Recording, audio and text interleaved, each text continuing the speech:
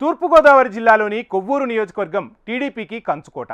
Party పుట్టినప్పటి నుంచి 2 పర్యాయాలు మినహా ప్రతి ఎన్నికల్లోనూ ఇక్కడ తెలుగుదేశం పార్టీ జెండానే ఎగిరింది. సైకిల్కు ఎదురుగాలి వీచిన 2004, 2009 ఎలక్షన్స్లోనూ కొవ్వూరులో తెలుగుదేశం అభ్యర్థులే గెలిచారు.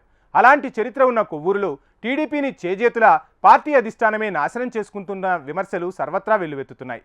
కారణం అక్కడ పార్టీలో పెరిగిపోయిన వర్గపోరట, కుమ్ములాటలేనట. ఇంతకు కొవ్వూరు టీడీపీలో ఏం జరుగుతోంది? గ్రూప్ వార్కు తెరతీసిన ఆ లీడర్ ఎవరు? కొవ్వూరు నియోజకవర్గంలో తమ్ముళ్ల మధ్య కుమ్ములాటలు క్యాడర్ని ఉక్కిరిబిక్కిరి చేస్తోందట.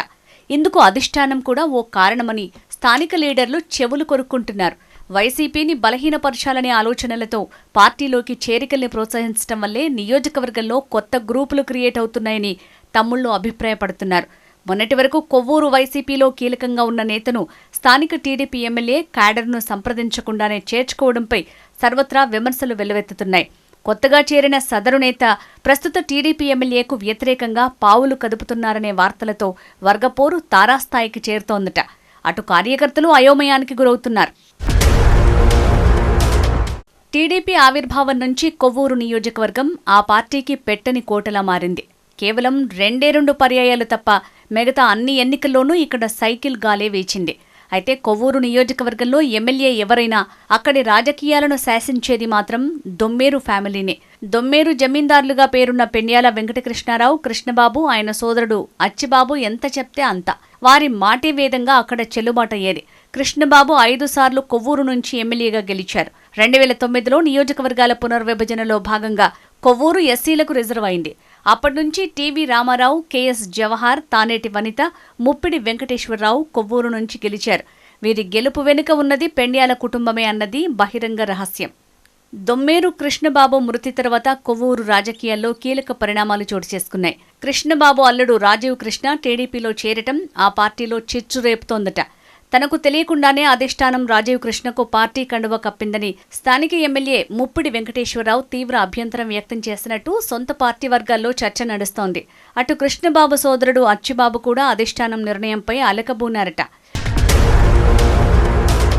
వైసీపీ పాలనలో టీడీపీ క్యాడర్ ఇబ్బందులు పడుతున్నప్పుడు వారికి అండగా నిలబడింది స్థానిక తెలుగుదేశం నాయకులే అని, అలాంటిది తమకు తెలియకుండా రాజీవ్ కృష్ణను అధిష్టానం పార్టీలో చేర్చుకోవడంపై వారు మనస్తాపం చెందుతున్నారు.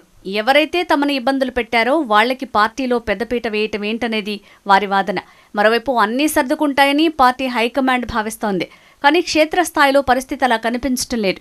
మాజీ మంత్రి జవహర్ను మొదటి నుంచి కొవ్వూరు టీడీపీలోని ఒక వర్గం వ్యతిరేకిస్తోంది. ఇప్పుడు రాజీవ్ కృష్ణ, జవహర్ ఏకమయ్యారు అనేది వారి వర్షన్.